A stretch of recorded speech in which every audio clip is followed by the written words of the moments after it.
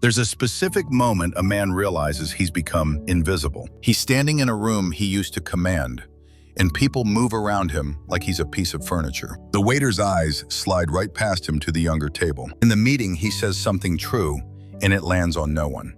Until a man half his age repeats it, and suddenly it matters. His own kids answer his questions with half their attention, the way you'd answer a telemarketer. Most men take this as an insult. They get louder, or they get bitter. But a small number of men do something strange. They lean into it, because they've found something in being invisible that no one warns you about. If you're a man over 50, you already know this feeling. It doesn't arrive all at once. It's a slow fade. 1 year, you're the guy people ask. The next, you're the guy people talk over. You walk into a store and no one offers to help. You stand at the counter and the clerk looks behind you as if someone more important must be waiting.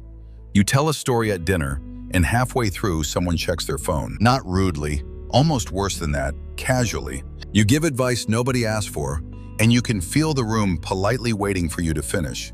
You pause because part of you still expects someone to say, "No, go on," but nobody does. So you stop telling the story. You are not imagining it. Something real changed. The world quietly reassigned your role and forgot to tell you. Here's the uncomfortable part. For most of your life, you were seen through what you produced.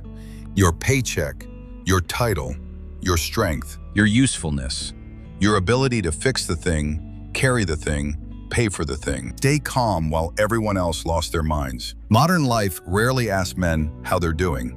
It asks whether they're still useful. And when you're climbing, usefulness makes you visible. People call. They need your answer. They want your signature. They want your strength in the room. But somewhere after 50, the climbing starts to plateau. The kids are grown. The career stops accelerating. The body stops advertising easy strength. Younger men enter the room with fresh ambition and clean shoes, and the world turns toward them because they look like the future. That part can sting, but it is not always cruelty. Often it's just momentum. Nobody held a meeting and decided to stop seeing you. They just stopped needing you in the same way. And that is what makes it so disorienting. If your whole identity was built around being needed, invisibility doesn't feel peaceful. It feels like a kind of death. This is where men split onto two roads. The first road is the loud one. He fights the fade. He gets defensive. He talks more, not less. He corrects people. He retells old victories. He makes jokes with an edge in them. He tries to prove he still matters. To the kids, to the younger men, to a world that's already moved on. You've seen this man. He turns every conversation into evidence that he still knows more. He cannot let a small disrespect stay small. If a waiter ignores him, it ruins the meal. If his adult son disagrees with him, it becomes a trial. And the harder he grabs for attention, the faster it runs. There is nothing sadder than a man demanding to be seen. Not because he is weak, but because you can hear the fear underneath it. The second road is quieter. This man notices the fade, too. He feels the sting. He is not pretending it doesn't hurt. But after the first bitterness passes, he gets curious. He asks a question almost no one asks.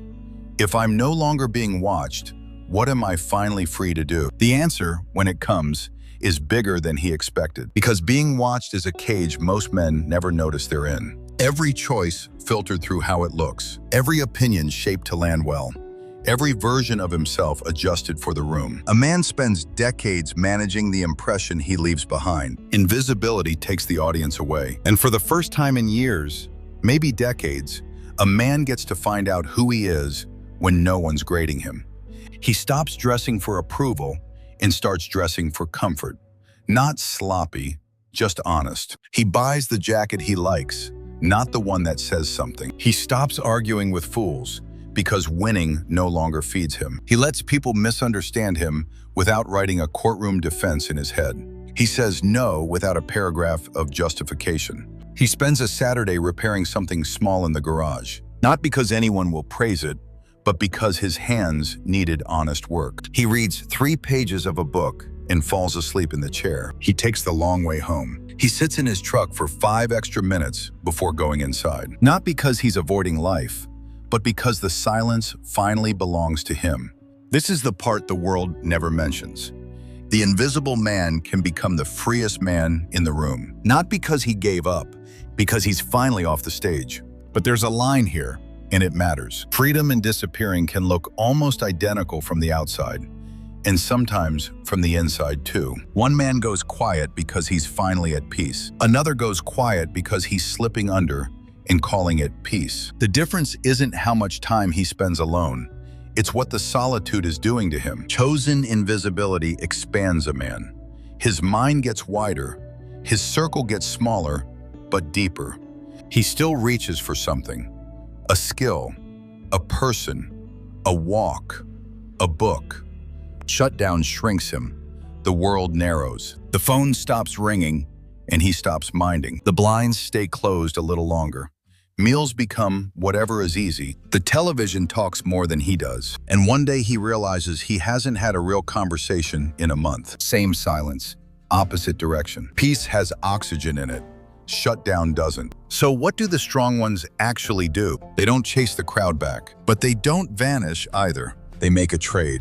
They let themselves be invisible to the many, the strangers, the algorithm, the people who were never really looking, and they pour what's left into the few who are. A grandchild, an old friend, a craft, a wife who's still in the room, a neighbor who needs help lifting something, a younger man who doesn't need a lecture, but might need one clean sentence at the right time. The strong ones stop spending their attention trying to be seen and start spending it on things worth seeing. And here's the strange result.